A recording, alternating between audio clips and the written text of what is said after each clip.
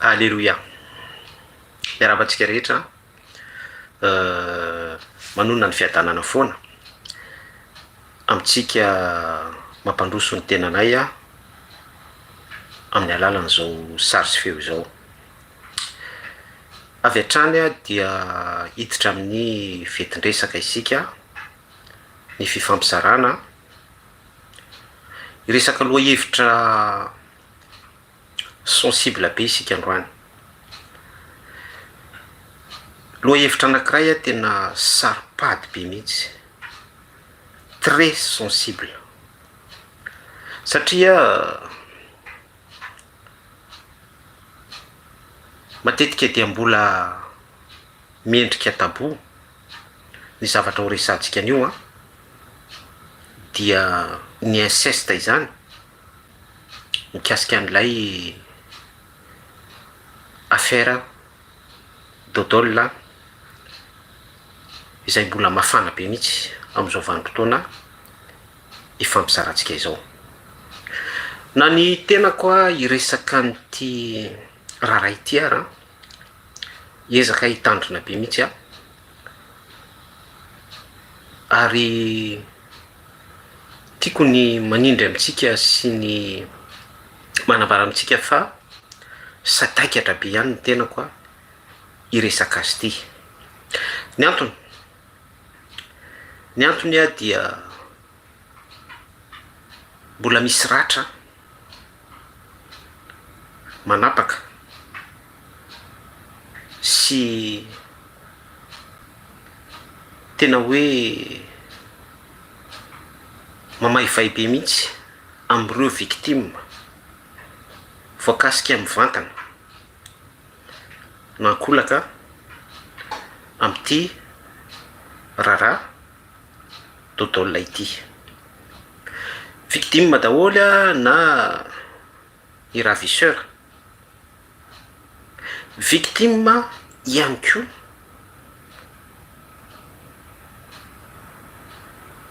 ireo izay niaran'ny fanolanana, fampijaliana, victime ara-nofo, ara-moraly a, ary rano vaovao dia miady ao anatin'ny fahafatesana. Hiezaka aho a, ary tena hitandrina be mihitsy a, izara amintsika anambara izay tokony ho ambara par rapport amin'ny fahamarinana sy ny amin'ny tokony a akatsika lesona mifanitsy amin'ity affaire dodole ity. I dodole dia fantatsika rehetra artista lehilahy, raim-pianakaviana, ary efa nandrafitra ny ekipam-pirenena Barea à l'époque, zany hoe mpanao baolina kitra, ataoko entre parenthèse le Barea, efa sélectionné nandrafitra ny ekipam-pirenena malagasy tamin'ny vanim-potoanany. Ny tianambara amin'izay dia tsy hoe ray aman-dreny, raim-pianakaviana tsotra fotsiny a ny lehilahy, fa raim-pianakaviana emblématique mihitsy. Zay le hoe emblématique izay a, dia mitondra fanilo, mitondra maillot, mitondra marika, ary amin'ny lafiny maha-artiste azy a dia namoaka raha kikira ihany koa izy, zay tena nanamarika ny ekipam-pirenena Barea mihitsy. Aveko indray fa tsy raim-pianakaviana tsotra fotsiny a i monsieur Dodole, fa artiste ary sady raim-pianakaviana no artiste no efa nitondra ny anjara brikiny ihany koa tamin'ny fampandrosoana ny firenena, nanamarika ny tantara tamin'ny lafi ny fanatanjahantena ho an'ny firenena malagasy. C'est pas du n'importe qui izany. Alléluia. Ianao ihany koa dia olona manana ny valeur anao ianao zay mihaino sika rehetra dia manana ny potentialité atsika tsiraray avy en tant que hoe citoyen ray mpianakaviana na reny mpianakaviana manana didy sy andraikitra eo amin'ny firenetsika sy ny fiainatsika andavanandro. Nananjanaka i monsieur Totolle ary amin'ny mahampilalao mozika azy dia mitezainy tao anatin'ny mozika ny zanany isan'izany ny zanany vavy anankiroa zay victime ny inceste ny fanoblanana izay naha impliqué ny ray mpianakaviana ka nahatonga azy ho mandat de dépôt avy hatrany ho any tsy afa. Zavatra mahafinaritra zany hoe ray mpianakaviana ianao dia tezainao ihany koa ny zanakao amin'ny mozika. Ny anankiray bassiste, ny anankiray mitendry clavier ary sûr et certain fa tsy nijanona tamin'izay fotsiny ihany satria rehefa eo ampelantananao ny moyen amin'ny alalan'ny instrument sy ny sisa rehetrarehetra dia manandrakandrana ny karazana fahaizana mandranto mitendry ny amin'ny lafin'ny mozika isan-karazany ianao satria manana an'izay moyen izay dia nisongatrany ny fiainana niakatra. Ny ampita ranomasina nanomrom-ponenana taty Eropa nisotra ny fiainana nandeha tsara daholy ny fitaizana ny fampianarana ny ankizy sy ny rehetrarehetra fa tao anatin'izay zavatra namirapiratra izay tao anatin'izay hoe ray mpianakaviana emblématika izay tao anatin'izay hoe ankohonana fitaratra ankohonana modèle ankohonana ray mpianakaviana zanaka famille nanamarika tantara-pirenena ny aina ny kanto zavakanto sy izay afaka anambaratsika azy izay ny amin'ny lafiny hoe modèle fitaratra fianakaviana mahafinaritra sy ny sisa toeto satria tsy vitsy ny ankonana mba te hatafita ny zanany mba te hiampita ranomasina ho avy mamiratra sy ny sisa rehetrarehetra zay tao ambadik'izay zavatra namirapiratra izay dia nisy misère be mihitsy nisy asany devoly be mihitsy satria dia ity ray mpianakaviana monsieur Totolle ity dia nisy zavatra ny surpassé be mihitsy tao anatin'ny tsy hita maso tao amin'ny tenany ka nanosika azy nanapatra tamin'ny zanany vavy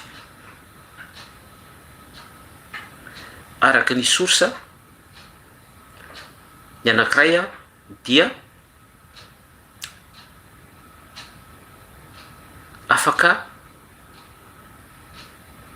sy tafatsoka tamin'izay emprise izay fa ny anankiray kosa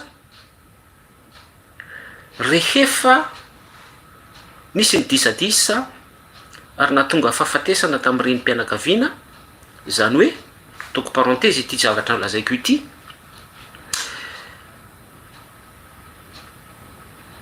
vokatry ny fatsapahan'ny reny mpianakaviana tamin'izany vanim-potoana an'izany fa misy an'ity esprit ity izay manimba sy mamotika be mihitsy tao anatin'ilay ankonana ary ny fampiarana sy ny fanaparana tamin'ny zanaka vavy dia niteraka reti-po tamin'ny reny mpianakaviana izay ka nahatonga ny reny mpianakaviana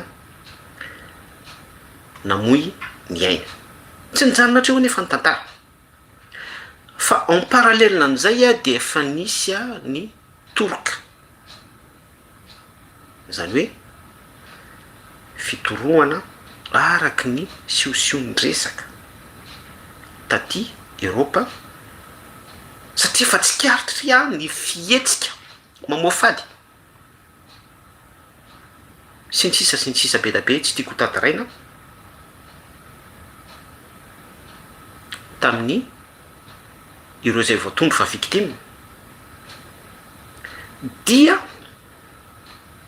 vokatr'izay dia niverina aingana taty Madagasikara ny ray mpianakaviana ary noentiny ny proany mialatsiny am'izay fitenena zay hoe proi fa ny zanany notondrona hito am'izay ary noentiny miara-ny ondrana taminy niverina tanindrazana dia mbola nitoy foana ny fanaparana, nitoy foana ny viol araka ny tantara sy ny fanatsika fonany manam-pahefana.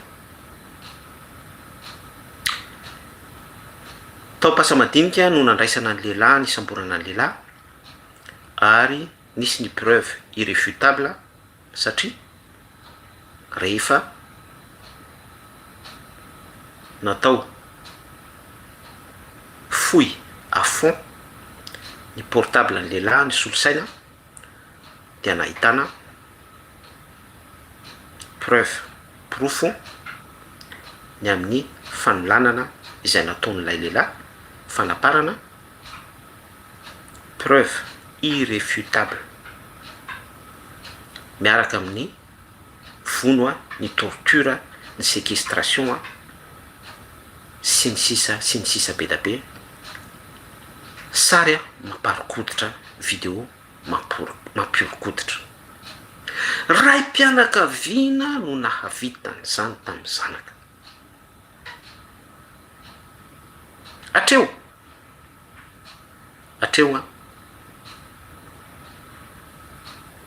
ny tantarany tontolona sy ny ankonany no mitsikafina, tsy misy takonay izay tsy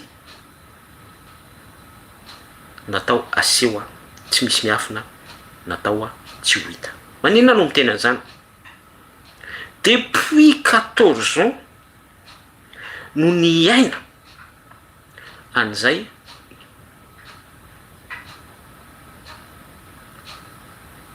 vono sy fanolanana izay ny tombo tao anatin'izay ny zanany vavy victime les deux côtés. Maninona no miteny hoe victime les deux côtés? Satria ilay ray mpianakaviana izay sous l'emprise zay esprit zay voafatotry zay fana zay, sous l'emprise de cet esprit dia victime ihany koa. Ohatsika mpandinika ara-panahy zany eto dia sady mampita message amintsika hoe aoka re tompoko, aoka re tompoko ny commentaire, aoka re tompoko ny endrin-javatra be da be izay mirabese, mirajouter ny couche, mirajouter ny fery, ny takopery zay mbola tsy sitrana akory, vao mainka mandavaka sy mandefina. Satria am'izao fotoana iresantsika izao dia mbola miady amin'ny fahafatesana ny victime. Aoka re tompoko, aoka izay re tompoko. Tsy misy ankonana maniry zavatra tahaka izany, tsy misy zanaka maniry zavatra tahaka izany, tsy misy ray mpianakaviana maniry an'izany. Za ray mpianakaviana miteny anao an'izany. Misy foana ny sentiment en tant que hoe père ao anatin'ny relation fraternelle, misy an'izay sentiment izay voajanahary fa matombo surpassé an'izay sentiment naturel izay ny victime ray mpianakaviana ary reny mpianakaviana, ary matoa ianjadiny ny endri-javatra tahaka izany ny victime anankiray, zanany vavy na ny zanany lahy na ireo zay marefo ao anatin'ny fahalemena, dia misy esprit zay foana le zavatra efa ifampizarantsika eto sy anaovantsika appel, annonce isan'andro isan'ora itsofatrika trompeta eto amin'ny pejy sy ampitandrematsika atsika foana mampitandrina ny tenako ary mizara aminao ihany keo mifampahera ao anatin'izany tsika amin'ny alalan'ny herin'ny filazon tsara sy ny soratra masina satria personne n'est à l'abri averiko nzay hoe satria personne tsy misy olona à l'abri eto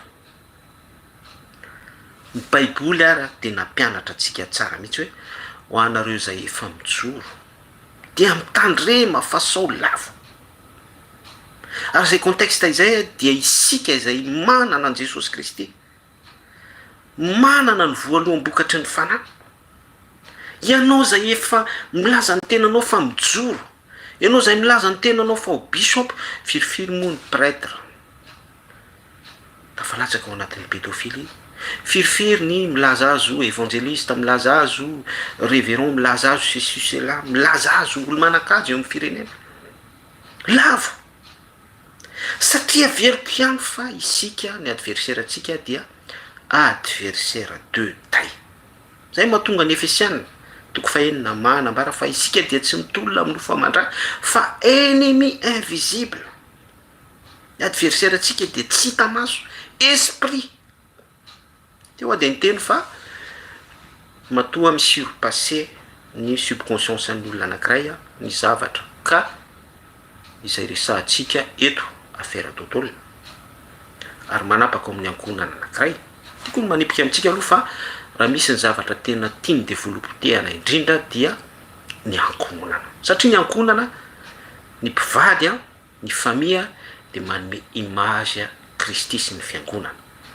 manome image ray zanaka Andriamanitra Tsoto Jesosy Kristy zanaka Andriamanitra Tsoto sy ny fiangonana Efesiana toko 5 zava-miafina lehibe izany satria manambara ny Kristy sy ny fiangonana ao ary zay mihitsy no defien'ny démonie izay kisary zay mihitsy ary raha tadidinao tsara ny fahalavona atao amin'ny sany tena dia ankonana mpivady i Adama sy Eva zay ny iorienteko antsika foana hoe tsara méditer parole la baiboly parole la parler expérience miaraka amin'ny Jesosy Kristy manaiky tarihan'ny fanamasina amin'ny zavatra rehetra zay atao surtout amin'ny pratika ny fiainana andavanandro satria ho any ennemi atsika dia ennemi invisible ary tsy maintsy manana ny fanamasina isika manana ny Jesosy Kristy ihany koa isika la efa naresy izao tontolo zao izay isika vao afaka ho ala hauteurny zavatra misy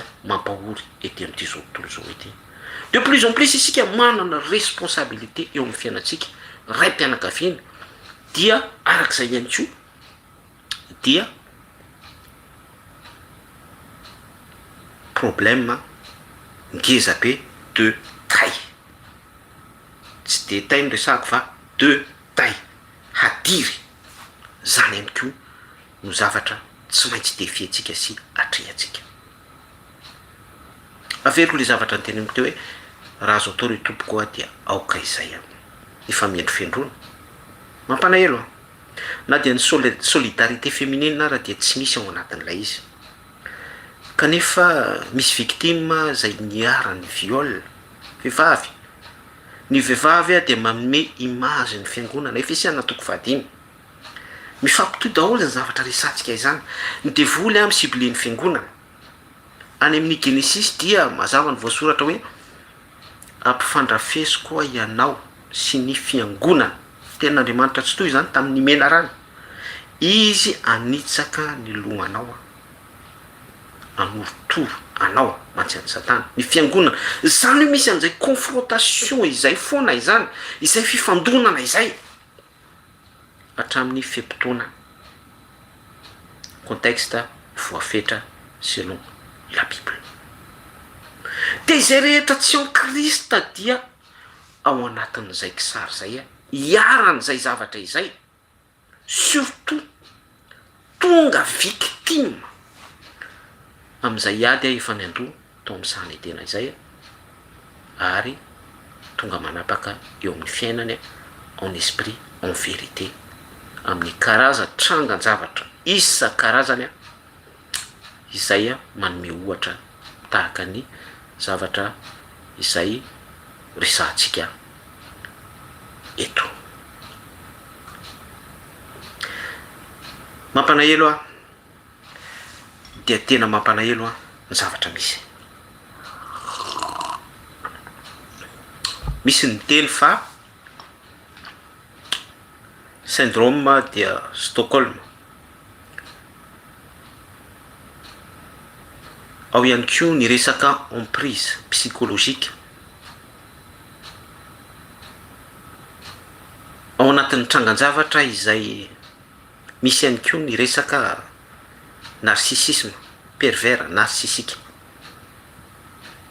Sy ny sisa be dia be. Définition izay famaritan'ny mpandinika amin'ny lafiny ara-tsaina sociologie mifanandrify amin'ny trangan-javatra tahaka itony, izay miteraka fahasimbana be dia be, fahampitehana ary brisement be dia be mihitsy a.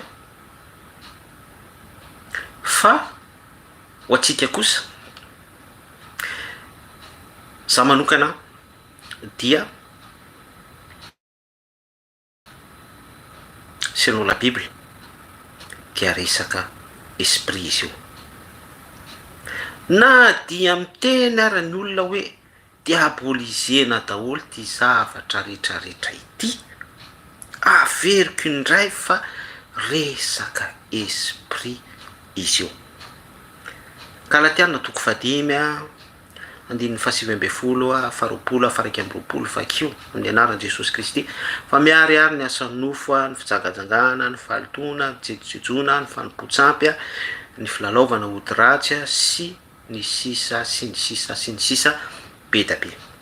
Zany hoe raha amin'izao contexte iainantsika izao a, amin'izao mondialisation fandrosoana angana be izao, misurpassé ny atodohantsika zanak'olombelona. Des fois zay foana aliana tanako antsika hoe mila manana an Jesosy isika ahafahantsika se référer amin'ny afainganam-pandehan'izao fandrosoana izao zay manimba dia tena manimba tokoa. D'un côté na dia voizina sy aletika ao an-tsaintsika ary misy famarinana zay dia hoe tena ilayntsika zanak'olombelona sy positif ihany koa eo amin'ny fiainana andavanandro. Miharihary ny asan'ny nofo, alevoa miharihary ny asan'ny nofo. Ianao ve dia mieritreritra fa vitavita ho azy reny resaka tsodrano, fomba tany hoy ny plaza azy sy ny ireo andiany mipositive an'ilay tondroina fa fomba tany reny le hoe tsodrano jojoba reny. Ianao ve dia miteny fa hoe vitavita ho azy reny, fampirisihana ny taranaka amin'ny firaisana ara-nofo. Ianao ve dia mieritreritra fa hoe rehefa misy olobe malaza, artiste respecté amin'ny faritra misy azy, même tsy amin'ny faritra misy azy ihany fa manerana Madagasikara, dia miaraka amin'ilay artiste mihitsy ihany koa ny fitondram-panjakana. Alatsiny ataoko sous parenthèse izay satria misy a rehefa misy ny présentation événement politika na tsy politika ara-panjakana dia malalaka mihitsy ny lehilahy miteny mampita an'ilay message hoe tsodrano jaojaoba, ary tena porisihana mihitsy amin'ny firaisana ara-nofo hoe mila matanjaka amin'izay lafiny anankiray zay. Échantillon zany resahako antsika zany, miharihary ny asan'ny nofo. Ianao ve dia mieritreritra fa hoe vitavita ho azy a manao clip ilay raim-pianakaviana dia miaraka amin'ny zanany vavy a, dia ny clip ny fiakanjo a mialatsiny aho a. Constatation de fait no resahantsika fa tsy mirajoter ny kosa isika. ny fiakanjo a dia mampitera ny partie tsy tokony ho ampideraina ankolaka na mivantana, ary ny fiarahana makasary a dia miproclame, miprocure, manambara ny reny esprit sy lay fofona asan'ny nofo.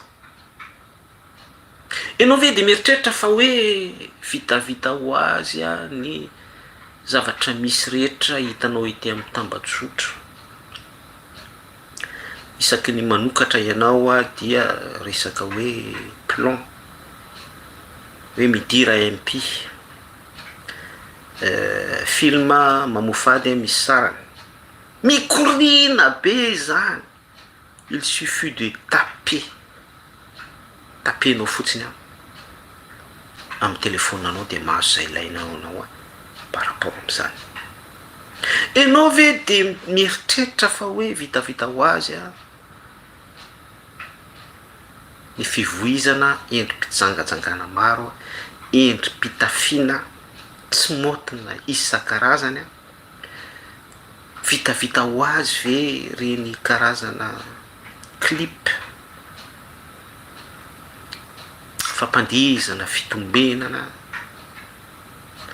sy ny sisa be da be reny. Izay a procure manambara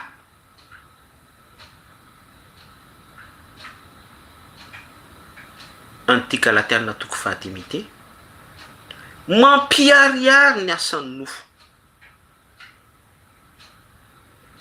Ka za de manahitra foana misy fitondram-panjakana maefa eto amin'ny tany sy ny firenena, misy fiangonana isan-karazany mihitsy, misy mpitondra fivavahana avolenta eto amin'ny firenena, mahay mamily cyclone, mahay mandidiny covid, mampitsahatra aretina, manova sexe, misy zay ilaina eto amin'ny firenena.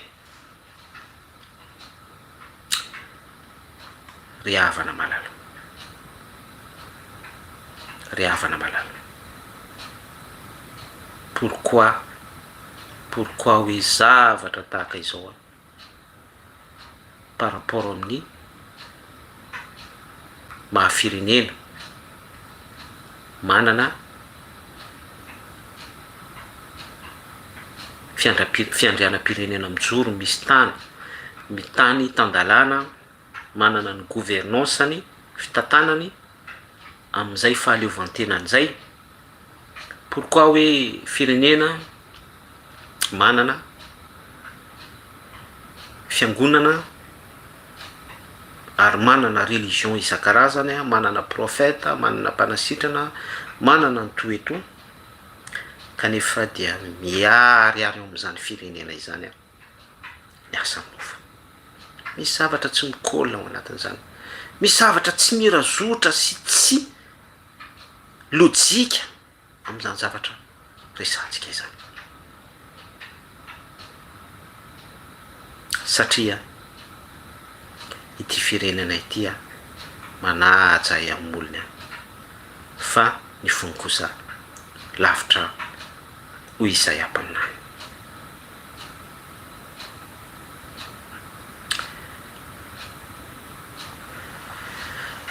Mamerina ny antsoa efa tariketra ny pitsy foana ny tenako. Ataontsika hiverina amin'i Jesosy. Ho anao raha ray mpianakaviana ianao de tsy mora izany responsabilité en tant que hoe père de famille izany. Ny Efesiana toko 5 ny ankohonana dia endrika Kristy sy ny fiangonana. Ao amin'izay Kristy sy ny fiangonana izay fanambadiana zava-miafina lehibe izany hoy Paoly apôstôly. Kristy dia imazintsika lehilahy, ny fiangonana dia imazin'ny vehivavy. ao am'izay Kristy sy ny fiangonana izay a de misy fifamatorana sy fifampitaizana fiombonana unité tahaka ny ombonan'i Jesosy Kristy tamin'ny fiangonana voalohany église primitive nanolorany aina hatrany izy io. Zay le hoe nanolorany Jesosy ny aina zay a dia endrik'ilay fitiavana lay ray mpianakaviana n'ilay fiangonana, ilay ankonana fitiavany Kristy an'ilay fiangonana. De izay a ny rôle antsika ray mpianakaviana. Tsy maintsy à la hauteur an'izay soratra masina izay ihany koa ny bagagen'ny ray mpianakaviana en tant que hoe chef de famille izy a amin'ny maha ray mitaiza ankonana azy izy. Hitaritsika kely ny fanazavana. Ohatsika mpitandrana daholo a na ray mpianakaviana na reny mpianakaviana. Raha misy mpitandrana tsy mahafehy ny ankonany ataony ahoana no ifezany ny fiangonana. Baiboly miteny an'izany fa tsara. Raha misy mpitandrana tsy mahafehy ny ankonany ataony ahoana no ifezany ny fiangonana. Petraka foana ilay imazy Kristy sy ny fiangonana, ray mpianakaviana sy ny ankonana. Manao rappel amitsika foana ary tsindriko foana izay message izay. Rala ray mpianakaviana ianao, ray mpianakaviana manao partage aminao. Ahoana no ahafahanao mifehy ny ankonanao? Satria zadinao fa ny rôle anao en tant que hoe ray mpianakaviana izay mihitsy lay mission. Fa du moment isika monsieur deux rapé am'izay rôle atsika izay dia manome an'ilay image fahalavona atao amin'ny sany tena. Tsy nandray andraikitra i Adama tamin'ny Eva, tamin'ny ankonana dia lavo i Eva. Ary tsy hoe lavo fotsiny i Eva fa nisy impact atao amin'ilay famille. Lasa nisy oza, nisy fahampitehana, nisy fahasimbana. Satria ilay Adama tokony ho image Kristy mitahoahoa ndraikiraiky. Fa eto amin'ity kaza iresantsika ity dia ilay ray mpianakaviana tokony ho image Kristy eto amin'ity affaire tontolo ity zany dia sous l'emprise de l'esprit, zany hoe voaviraviran'ny fanahy mihitsy. Dia tanteraka ao amin'ilay tokantrano ny fahampitehana ary lasa nisy mihitsy hoe mifototra inceste. Ary tena grave a satria tsy vitany hoe viol fotsiny fa miaraka amin'ny torture ary nisy fanambarana fa hoe tratran'ilay lehilahy rainy izay tokony protecteur, lay tokony ho image ny Kristy tratrany a miaraka tamin'ny olotiny a ity zanany izay ny fotorany. De izay zavatra izay napietsika an'ilay fanahy tao anatiny. En plus nefa fa miravorany hatramin'izay depuis 14 ans ka nahatonga azy a nanapatra ho amin'ny faratampony napoka an'ilay affaire sady nanatsatotsatoka antsy enjana le izy enjana hatramin'ny fitaovam-pananahan'ilay tovovavy. Mampanahelo be le izy, mampanahelo, tena mampanahelo. Jesosy arovo ny tokantranonay a, arovo ny ray mpianakaviana tsiraray a metolotsaina. meo ny revêtement spirituel sahaza azy a tsy mora ny rôle nanay lehilahy tsy mora ny andraikitra satria ny anjara toerana Jesosy Kristy mihitsy no tsy maintsy tafinay a izay vo afaka mahita isampatoara amin'ny fahoriana ny tambesatra sy ny pression ity am'ty zao tontolo zao ity amin'ny anaran'i Jesosy Kristy mampirisika atsika rahalahy mampirisika atsika hoe teo am' Jesosy mitokantranonao ianao mihitsy aloha ny manatona an Jesosy meo an Kristy Jesosy a ny mombanao zay ihany aza omena célébrité aza omena laza rehaka voninahitra aza omena zavatra emblématika ity am'ty zao tontolo zao ity fa omeo an Jesosy zay ihany mba conseilko zay no afatro zay no afatro mirarosoa ny ankohonana ny famille izay mandalo sedra mandalo épreuve victime ihany koa satria tanareo am'izay le dégâts terak'ilay fahasimbana avy am'ilay fanahy satria tsy mijanona amin'ny ireo victime anankiroa ny ravisseur sy ny victime izay niara-ny torture sy ny fahalalana fotsiny ihany fa ny famille ny enatra ny entourage ny bref sy ny sisa be da be victime daholo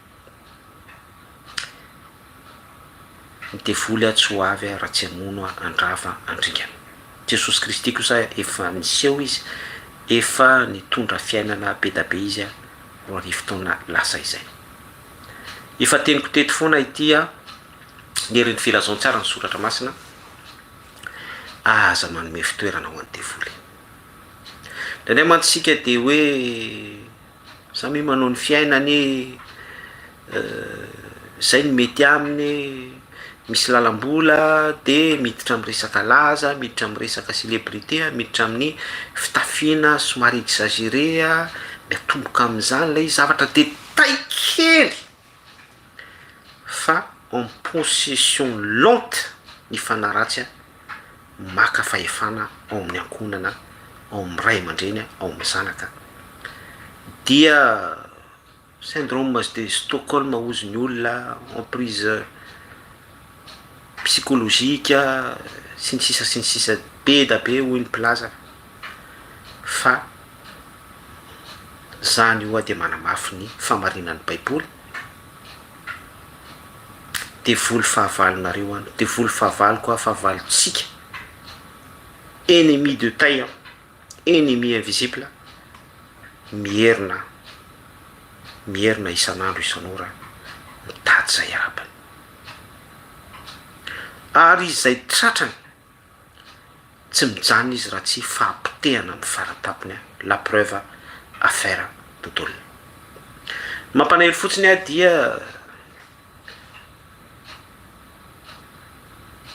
ny affaire tontolo no nitsikafona nipoka satria arak'ilay erin'ny filazontsara nambarako teo hoe tsy misy takona natao tsy ho hita tsy misy miafina natao tsy ho aseho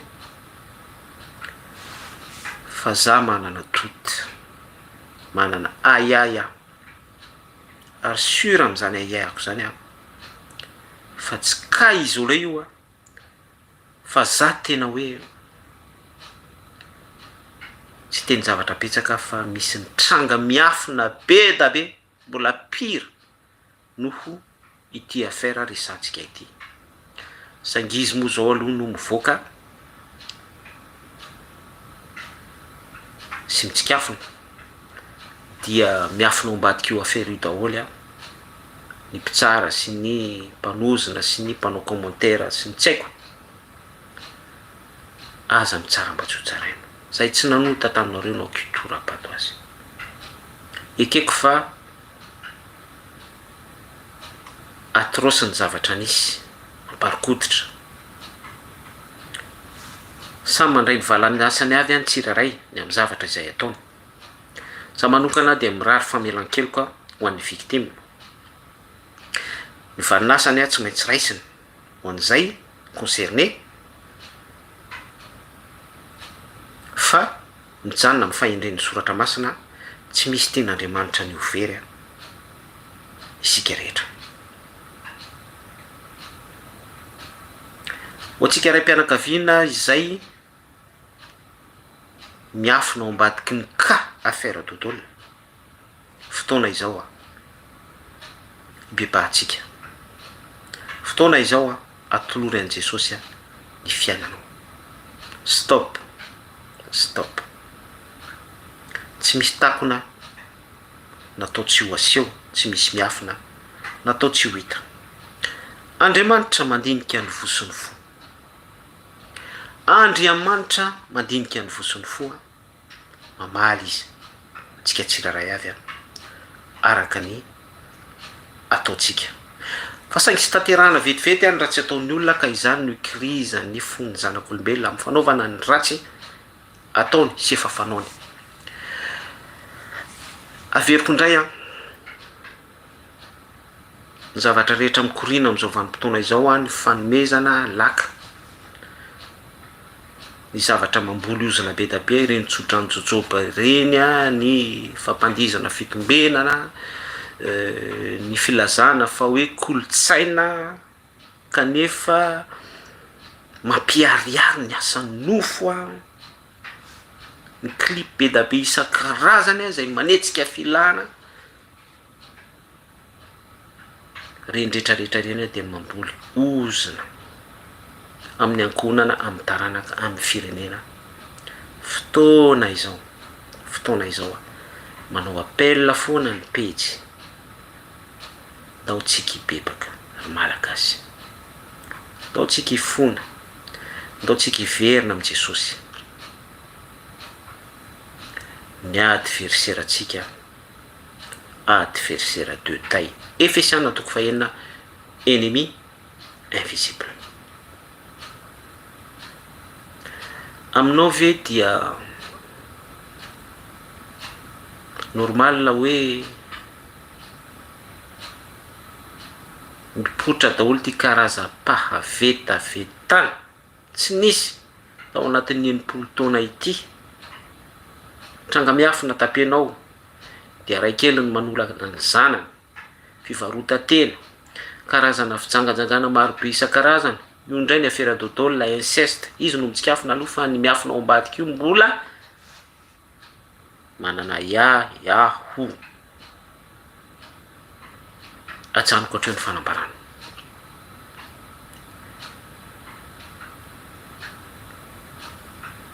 Prasoantsika rehetra mitandrema personne n'est à l'abri. Katsao foana ny fifandraisana amin'i Jesosy aza misaraka amin'ny Baiboly aza misaraka amin'ny soratra masina. Bataille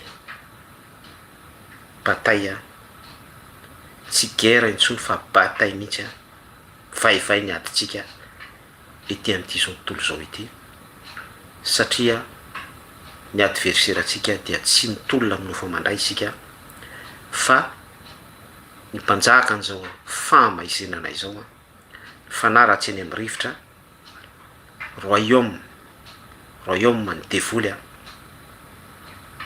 ennemi invisible. Dikan'izay dia tsy maintsy manana an' Jesosy isika allié, surtout isika ray mpianakaviana izay isika vao afaka ny atoka fa ho tafavoaka velona amin'ny pression misy ety amin'ity zao tontolo zao ity sy ny fakapana izay afafin'ny satana mety hamotika atsika ao anatin'ny fotoana fohy fotsiny aingana be hibrise ny ankonana, hibrise atsika lehilahy, anao vehivavy ihany koa, ary ampifototra atsika amin'ny zanakitsika na tsy ny zanakitsika anapotipotika ny fiainanao. Braso tainy Jesosy daholo zay no azoko nambara. Tianao Jesosy, veloma tompoko.